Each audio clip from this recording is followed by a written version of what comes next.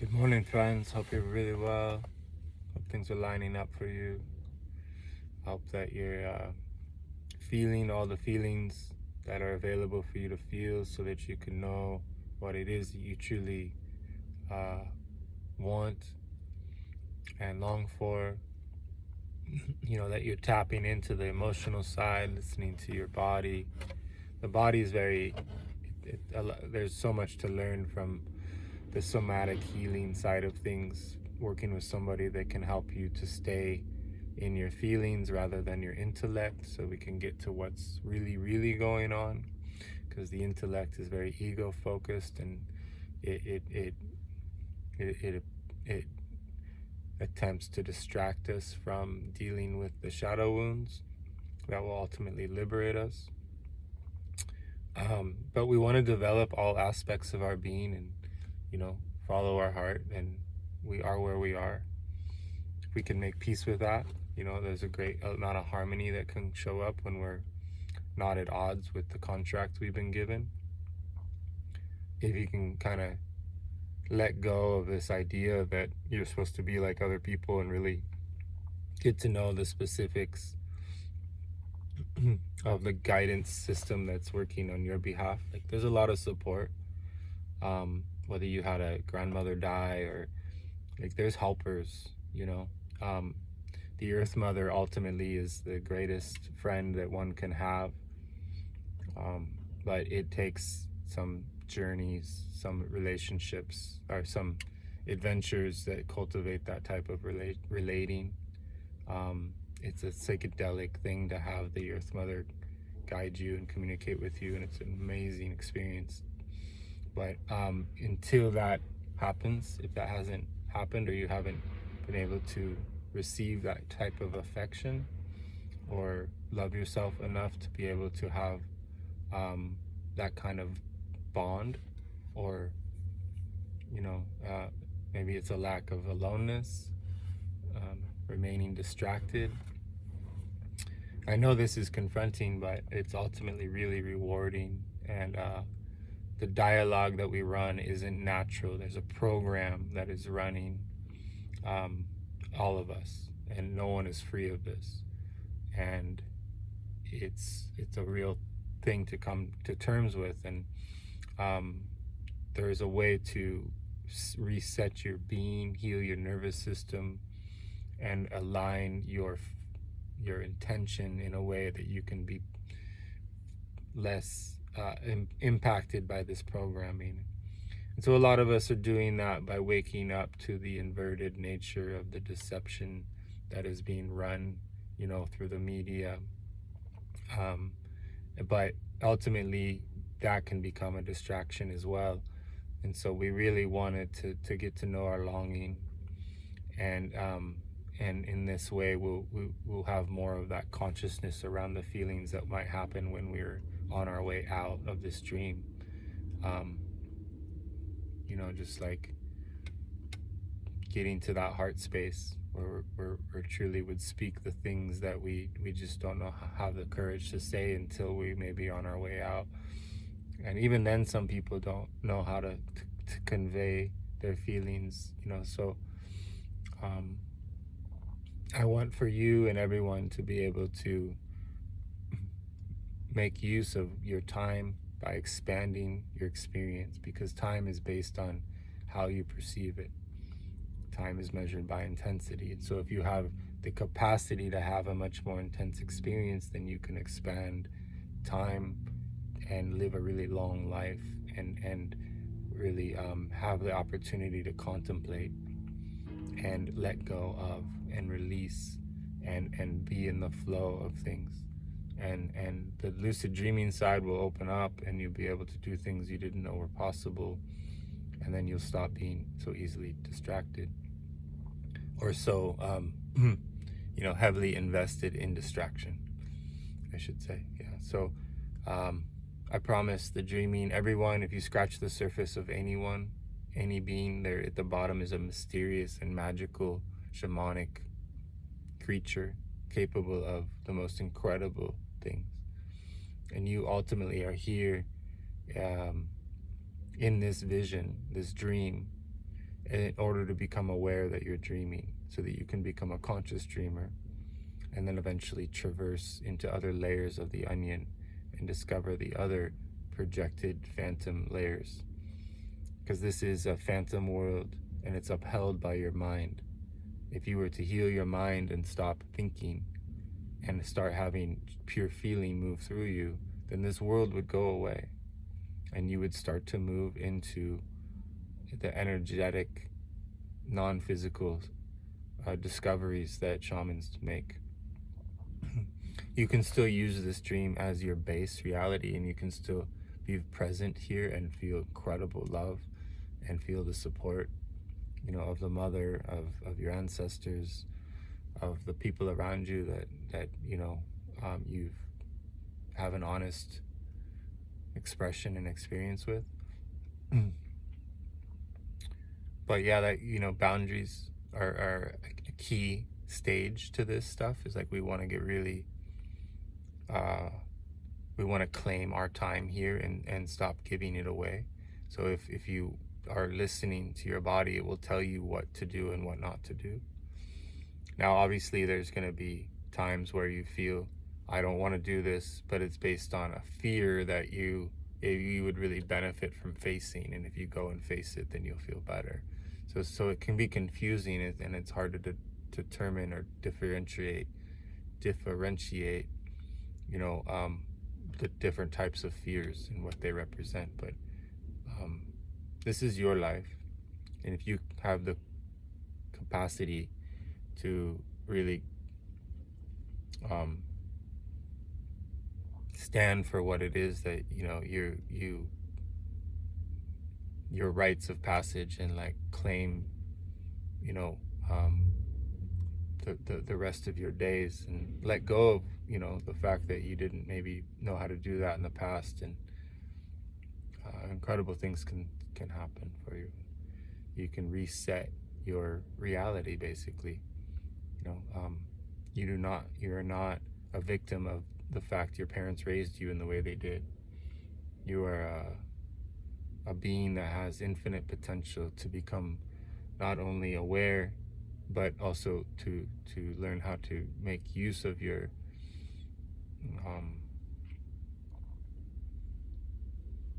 magic in a way that would bring great purpose into not only this lifetime, but what is possible beyond this lifetime.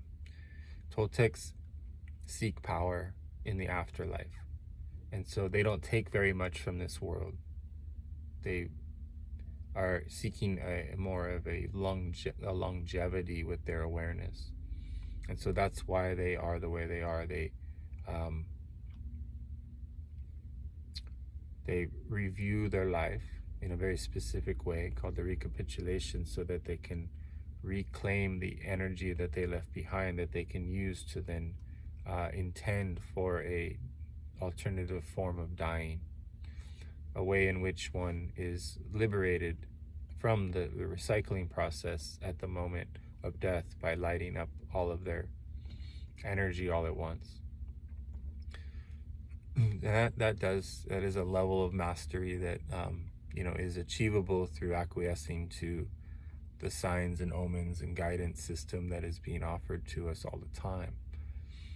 But because we have an idea of how our future is supposed to look, or because we project, our ego gets involved, and we don't realize that the things that are happening to us are for us, and then we look at them as curses and or gifts, right? But Toltecs look at curses and gifts as excuses, and rather they look at everything as a challenge.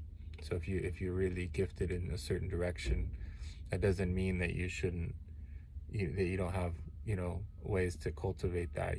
If that gift can be just as much a challenge as what would be the curses, and sometimes a gift on the other side of it is essentially like a curse, and a curse is like a gift, because that's the nature of the contradictions, right?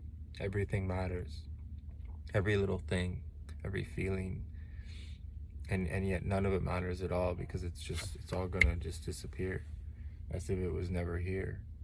right? And that's intense. That takes a certain unique type of perception in order to be okay with all of that, and to just celebrate your existence and have appreciation for the time that you have here. But in order to have that type of freedom, we have to have some structure, some masculine organized structure, so that we can dance in the feminine side and celebrate, and cultivate the dreaming arts, gazing and silence, and being able to tap into all of the beauty that the mother offers us is so profoundly healing to each individual when they really unlock those resources.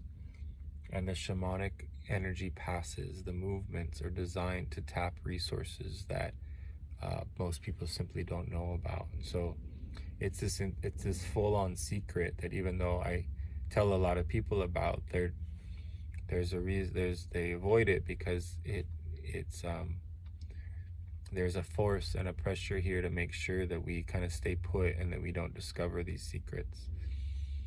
So silence is not that hard to experience. I'm having to slow down my process because I'm not prepared yet for the jolt that will come when I fully accept the intensity of that silence.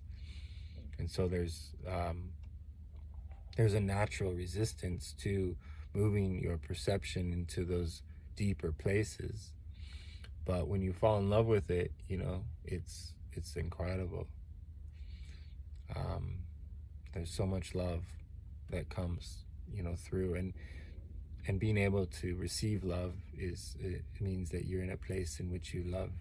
You have the capacity to love, because it is self-love, really. That if you love yourself and you've made peace with who you are. And that doesn't mean that, because I know a lot of friends that are really into like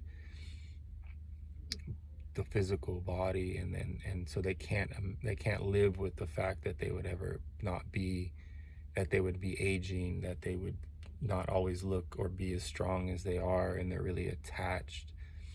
And that's a really hard place to unbind from, because the ego is very fierce, especially with people that are super disciplined. And so it can become sort of a desperate energy that takes over their life. And so, or like exercise becomes their outlet, right? And then if something happens to where they don't have that outlet, it's really difficult. So we want to find these more energetic ways in to take care of ourselves, because we are not a physical being. That's an illusion. And so if we're invested in the illusion rather than the path of heart, then we won't be able to become energy. And that's what the movements do, is they allow you to move from the physical into the non-physical. And then you can then interact with energy and therefore perceive energy, and then you become a seer, a perceiver. That's why my channel is called Perceiver. We are all perceivers. We're all seers. We may not realize it. We may not have access to that part of our being all the time, or even at all. But when you learn to see energy, you realize that you've always been seeing energy. And it's not seen with the eyes, although the eyes are very powerful and will allow you to access the type of intent. Shamans beckon intent with their eyes, especially like at twilight. So we want to know about that part of ourselves and cultivate a relationship with that energy. But ultimately, seeing is like a vision that you're having that's maybe overlapping with the world that you're observing. But the world you're observing is an illusion based on the fact that you are ensnared in a sort of a soul trap, where these forces that are preying upon our energetics, our human energy, because they seek companionship, they seek light, they seek luminosity. We are not the top of the food chain, and this force has figured out how to convince us to remain, unconscious, so that it can continue to manipulate us in our dreams and in in our daily life, and becoming conscious of that is really intense. But it once you understand that, it makes a lot of sense why the world is the way it is, and there is something at stake here. And we do want to, fall in love with the purpose and of bringing balance into our being, so that we can heal enough to be part of this more collective intention to free ourselves. Human mass does make a difference. The more and more people that are able to sync up and say do the movements in the same moment, right? And like synchronized swimming, you sync these movements up, and this incredible thing happens, and you start to be able to like have access to the to telepathy, and each other's feelings, and you can do this in the hundreds and the thousands and the 10,000s. And, you feel this intent move through the crowd at concerts, and when everybody is like listening to the same sound, and there's an incredible feeling. And for bands that understand what they're doing, they're feeding off that crowd and then giving that energy back to the crowd, and it's very beautiful, it's very powerful. But there's even more productive ways in which we could interact with that type of energetic exchange, and we could really resolve the conditions of our enslavement. And as shamans say, you're either a slave or a servant. And so we want to come out of the slavery, and we want to be of service. And there is a path of heart that is associated with that. That doesn't mean that you should avoid your life and take care of others. You want to heal up first. Take really beautiful, loving care of yourself by following your heart, listening to your passion, activating your energy, and doing the things that do it for you, right? And at times that may be things that other people judge as being bad for you, but you want to get out of other people's ideas and into your own knowing. And that takes, being so honest with yourself that you stop just letting anyone interfere with your process at all. So lots of different forms of programming to break free of, and we want to go slow. Don't try to overdo it. The forces that make sure you stay put will blitz you when you try to make massive changes all at once. But at the same time, you may be given a window in which you can follow your heart, and there will be, change that is pretty significant. So, don't let me and my concepts hold you back either. Like, this is all a discovery process, and each of us has a different blueprint, and some of us do break free in extreme ways all of the sudden. It's just a matter of, not we don't want to avoid any areas of our life, and jump ship and kind of wreak havoc on like family or anything. Like, if we can be more harmonious, then ultimately in the long run, we're going to be able to understand the warrior strategy and how to most effectively, navigate any type of change that's coming. And so we want to be able to handle the matrix, and handle somebody yelling at you, and or working for people that would typically you wouldn't be willing to be around. And without being offended, you can learn so much from being around people who are at odds with their life, and therefore throw energy at you, during the workday or whatever. Like, these are messengers and teachers and helpers to help you to understand how not to be. And if you can have compassion, instead of competition or putting yourself above them because of the way they are, or looking down on them, or even if you're around people who are really beautiful and powerful, don't put them on a pedestal. Let them let them inspire you, but recognize that you know, you're just as capable, and you may be in a different stage of your development, but there's just so much benefit from just being an observer and letting these different ways in which people um, present themselves to be, an opportunity for you to reflect upon who you are, where you're at, and how that makes you feel. And so shamans eventually shatter the mirror of self-reflection. Um, they start seeing everyone as magical and mysterious, and they stop the world essentially, and let the energetics present to them. And this is really incredible thing. Um, it just changes the intensity in which you spend your time, and then the mind stops dominating, and you start following a different, a much more heart-based or somatic-based process. And when you do that, you unlock, many feelings that, maybe were undealt with prior. And so it can go through some stages that are very seemingly maybe even too difficult, but that's just that programming showing up and telling you it's too difficult.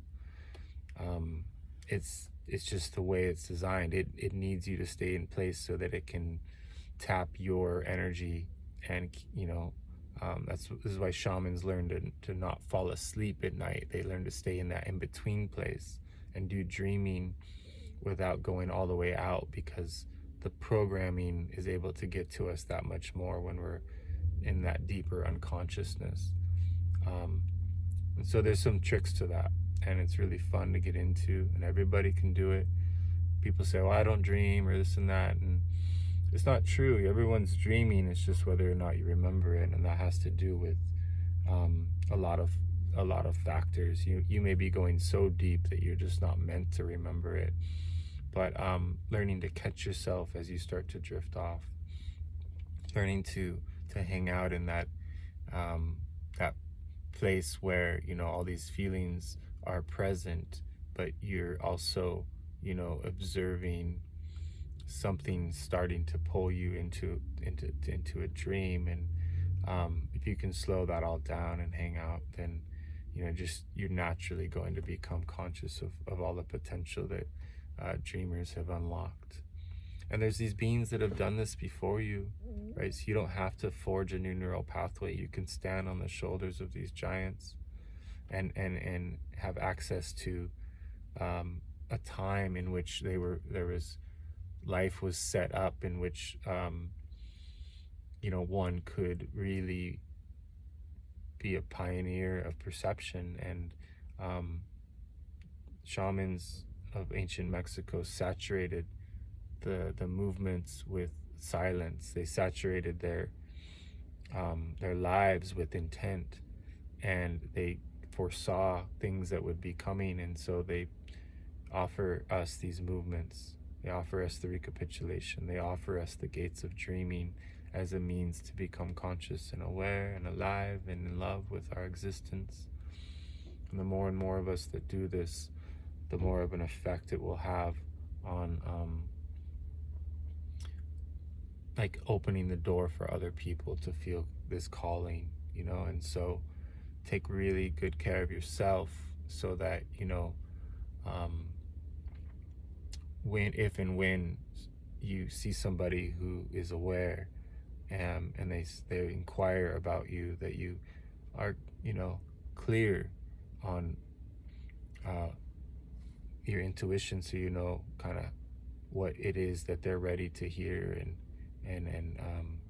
be able to support them stepping into a different trajectory with their life path. And all of that, when you're working with people like that, then all this support comes in from the energetic universe, because you're of service, and then you feel this this support that makes you feel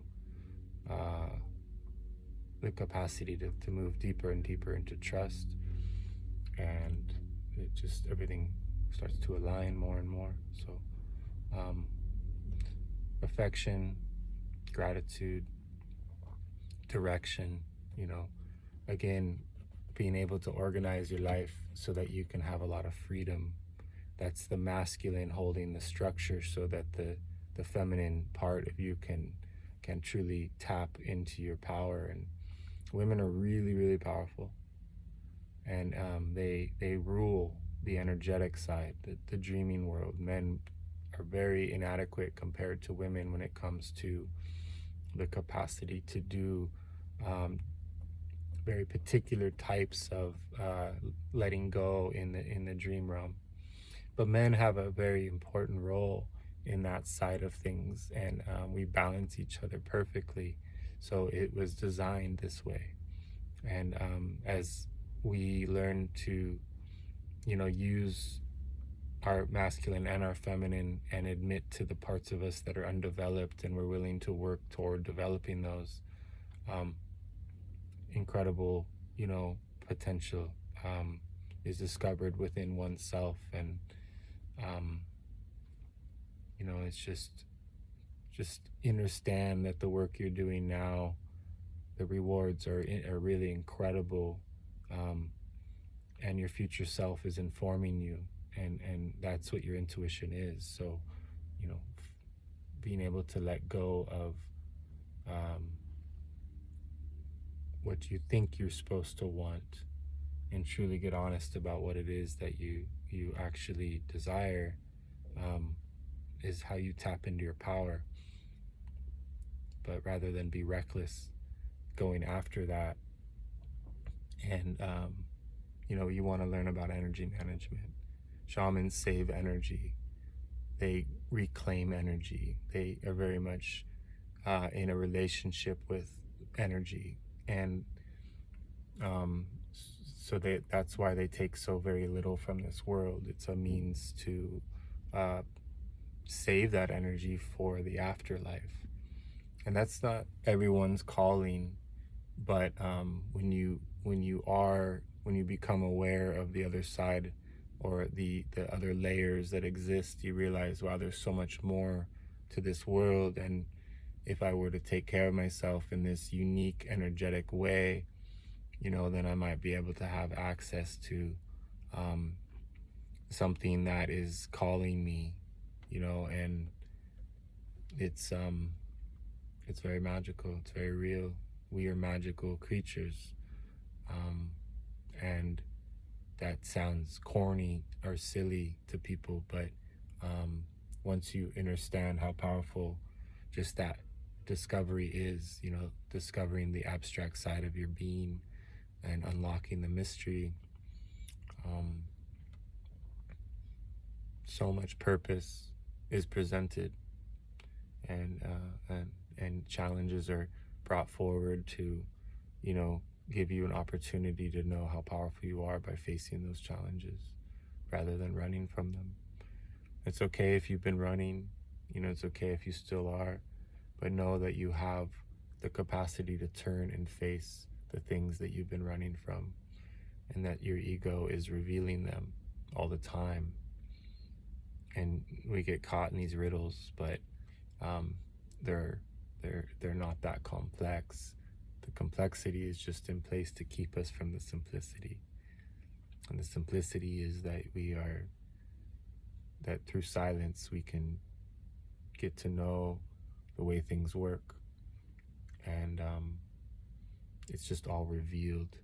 And there's a lot of relief that happens, when that type of intuition is in play. Thank you so much, friends. Much love.